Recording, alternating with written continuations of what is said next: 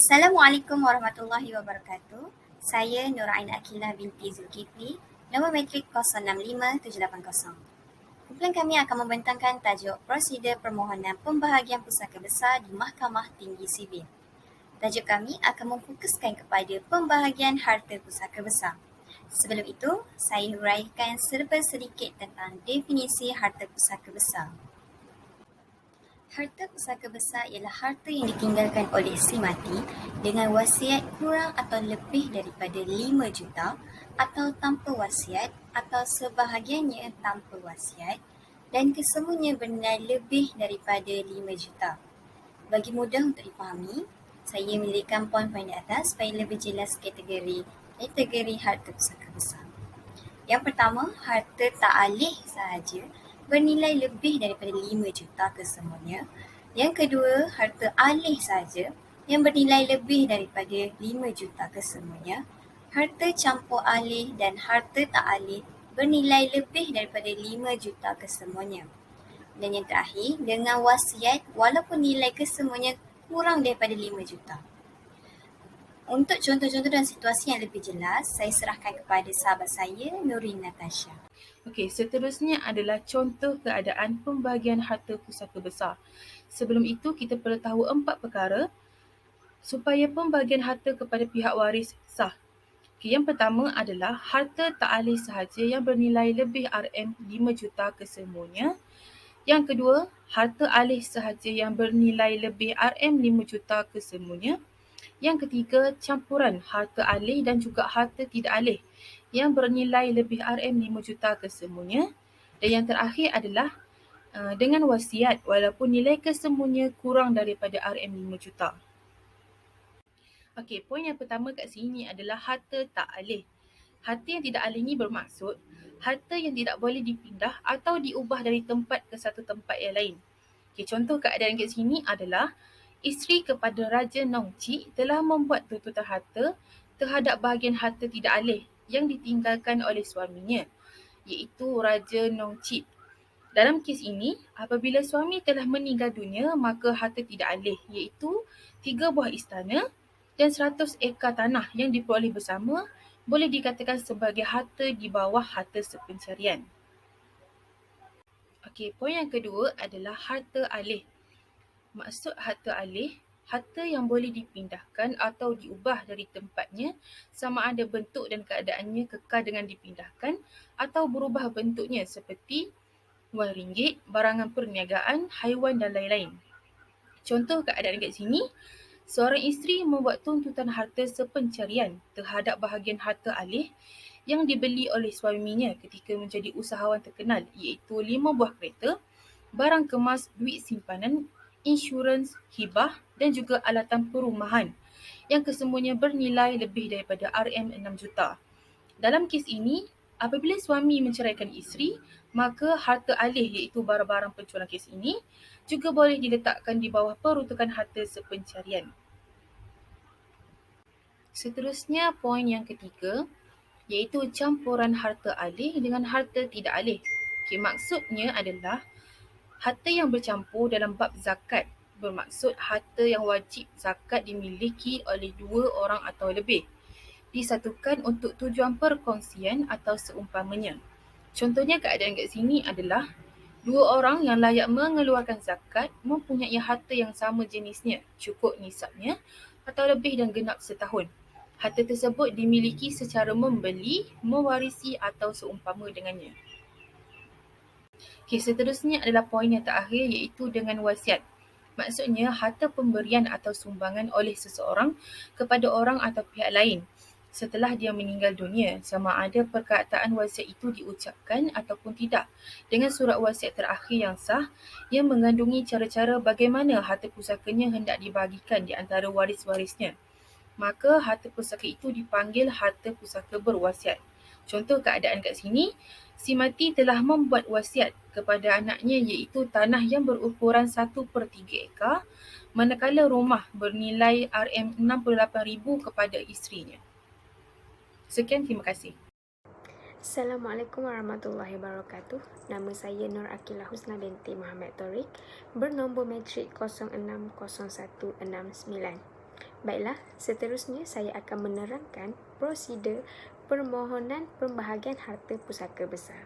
Bagi harta pusaka besar, pentadbirannya tertakluk kepada Akta Probek dan Pentadbiran 1959. Permohonan untuk mendapatkan surat kuasa mentadbir dibuat di Mahkamah Tinggi Sivil. Seterusnya, permohonan boleh dibuat oleh sesiapa yang mempunyai kepentingan terhadap harta itu, termasuklah amanah raya berhad. Permohonan tersebut hendaklah dibuat di mahkamah yang berhampiran dengan tempat tinggal si mati untuk mendapatkan sama ada surat kuasa mentadbir pusaka, iaitu bagi pusaka tanpa wasiat, ataupun surat kuasa tadbir dengan wasiat berkembar bagi si mati yang meninggalkan wasiat untuk sebahagian hartanya. Permohonan tertakluk kepada beberapa keperluan dan prosedur yang ditetapkan oleh Akta dan Prosedur di Mahkamah Tinggi Sivil. Setelah dapat surat kuasa mentadbir pusaka, hendaklah mendaftarkan dirinya di pejabat tanah supaya semua surat-surat hak milik tersebut didaftarkan atas pemohon sebagai pemegang harta si mati.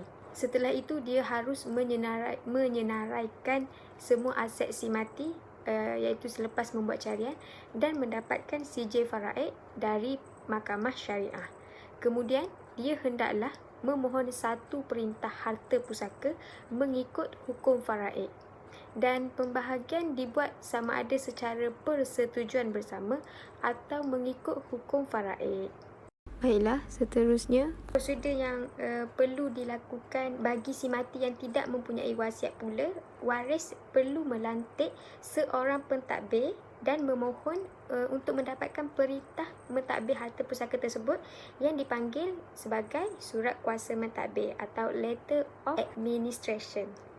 Manakala bagi harta pusaka besar yang mempunyai wasiat, pentadbir boleh dilantik di kalangan waris, peguam atau syarikat amanah seperti amanah raya berhad, atau seperti mana pentadbir yang dipanggil wasi yang dinamakan di dalam wasiat si mati. Perintah mentadbir harta pusaka yang mempunyai wasiat ini dipanggil sebagai geran probek, dan kedua-dua surat tersebut boleh dapatkan di Mahkamah Tinggi Sivil. Setelah mendapatkan kedua-dua surat itu, baru boleh membahagikan harta pusaka tersebut. Dan jika ada pertikaian, maka boleh merujuk kepada Mahkamah Syariah. Dapat disimpulkan di sini, jika si mati meninggalkan wasiat, hanya Mahkamah Tinggi sahaja yang berkuasa untuk mengeluarkan probek. Tetapi jika si mati tidak meninggalkan sebarang wasiat, permohonan untuk surat kuasa mentadbir pusaka hendaklah dibuat. Bagi permohonan untuk mendapatkan surat kuasa mentadbir pusaka, hendaklah dibuat oleh pihak-pihak yang layak. Antaranya ialah waris-waris si mati, iaitu beneficiari si mati, seperti balu atau duda, anak lelaki atau anak perempuan, ibu atau bapa, adik-beradik dan sebagainya. Sekian itu saja daripada saya. Terima kasih. Assalamualaikum warahmatullahi wabarakatuh. Saya 061648 Naimatul Izzati binti Bahtiar akan membentangkan tentang soal jawab tentang harta pusaka besar. Isu yang pertama pada Rabu 10 Jun 2022 lalu, satu kenyataan daripada berita tempatan MStar dengan tajuk "Jangan berlengah, RM70 bilion harta pusaka tidak dituntut. Uruslah ketika masih hidup." Tidak pernah terfikir bahawa kematian seseorang yang disayangi seperti ibu bapa atau suami isteri rupa-rupanya permulaan persengketaan yang panjang dan boleh mengaruhkan hubungan kekeluargaan. Luah salah seorang anak yang perlu mengurus dan menyelesaikan secepat mungkin isu harta ini. Peguam Datuk Iqbal Salam memberitahu, Islam menggariskan pelbagai kaedah pembahagian harta yang bertujuan untuk mencapai keadilan dan melaksanakan mengikut maqasid syariah. Kisah perebutan dan persengketaan mengenai pembahagian harta pusaka bukanlah isu yang baru berlaku dalam masyarakat Melayu Islam di negara ini.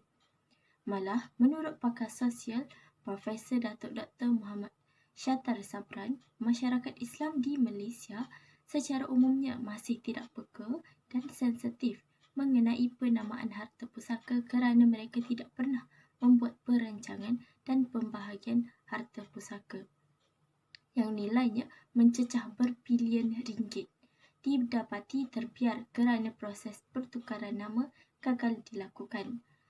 Katanya, media melaporkan sehingga kini terdapat 70 bilion nilai harta pusaka majoritinya milik orang Melayu di negara tidak dituntut sejak merdeka.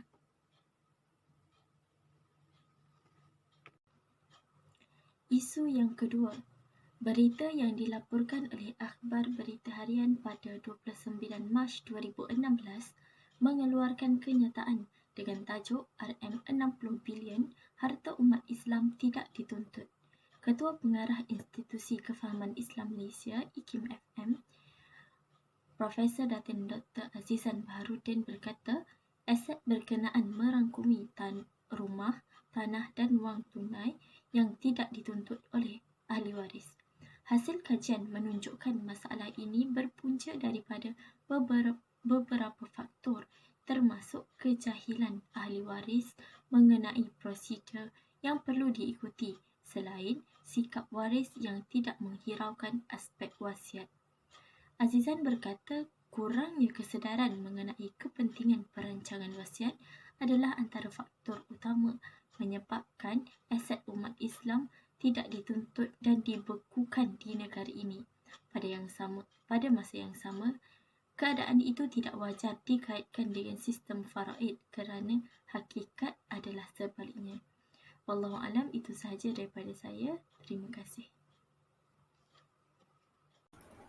Assalamualaikum warahmatullahi wabarakatuh. Saya Nurul Anis Amirah binti Cik Muhammad Fauzi bernombor matrik 059565 akan menyimpulkan serba sedikit berkenaan prosedur permohonan pembahagian harta pusaka besar di Mahkamah Tinggi Sivil. Dalam Al-Quran, iaitu Surah An-Nisa ayat 7, ayat 11, ayat 12, ayat 175, ayat 176 dan ayat 177, dan dalam As-Sunnah terdapat hukum hakam tetap dan terperinci tentang pembahagian harta pusaka dalam undang-undang Islam. Tetapi prosedur dan cara-cara mentadbirkan harta pusaka tidak dijelaskan dengan terperinci seperti dalam surah An-Nisa ayat 7 yang berbunyi أعوذ بالله من الشيطان الرجيم للرجال نصيب مما ترك الوالدين والأقربون وللنساء نصيب مما ترك الوالدين والأقربون مما قل منه أو كثر نصيبا مفروضا, yang bermaksud bagi laki-laki ada hak bahagian dari harta peninggalan kedua orang tua dan kerabatnya, dan bagi perempuan ada hak bahagian pula dari harta peninggalan kedua orang tua dan kerabatnya, bagi sedikit, baik sedikit atau banyak menurut bahagian yang ditetapkan. Seterusnya, tugas pentadbiran harta pusaka terletak kepada negara yang mewakilkannya kepada qadi atau hakim. Oleh kerana tugas, peranan dan tanggungjawab pentadbiran dan pembahagian harta pusaka adalah berat dan penting dalam Islam untuk memastikan keadilannya, maka adalah menjadi tanggungjawab negara untuk mewujudkan peraturan-peraturan tertentu bagi mengurus dan mengendalikan perkara tersebut, dengan syarat peraturan-peraturan itu hendaklah tidak bertentangan dengan hukum hakam yang telah ditetapkan oleh Islam seperti yang dijelaskan dalam slide-slide yang sebelum ini. Hanya setelah selesai segala cukai, hutang-hutang yang ditanggung oleh si mati dibayar dan dakwaan selesai, maka harta peninggalan si mati yang bersih akan dibahagikan mengikut hukum faraid bagi orang Islam, mengikut Ordinan Pembahagian 1958 bagi orang-orang yang bukan Islam, Ordinan Tanah Adat di Sabah dan Sarawak, Enakmen Pemegangan Tanah Adat di Negeri Sembilan dan sebagainya. Sebelum daripada harta pusaka dibahagikan, undang-undang berkehendakkan supaya sesuatu pemberitahuan atau iklan dibuat di dalam akhbar-akhbar yang sesuatu pusaka itu akan dibahagikan, dan jika ada sesiapa yang mempunyai hak menuntut harta dari pusaka si mati, hendaklah berbuat demikian dalam jangka masa yang tertentu sebelum pembahagian dibuat kepada waris-waris. Mengikut Undang-Undang Pentadbiran Harta Pusaka sekarang, seseorang yang berhak mewarisi sesuatu pusaka atau sebahagian daripadanya dibolehkan menolak habuannya kepada lain-lain waris sama ada kesemuanya atau sebahagian daripada haknya. Oleh yang demikian, dengan adanya pentadbir harta pusaka ini yang memainkan peranan yang telah diamanahkan, telah memudahkan lagi urusan pembahagian harta yang akan diagihkan mengikut bahagian masing-masing. Dengan kata lain, ia mempercepatkan lagi masa dan tidak memerlukan kepada jangka masa yang panjang untuk diselesaikan. Alhamdulillah, sekian sudah perbincangan daripada kumpulan kami. Sekian, terima kasih.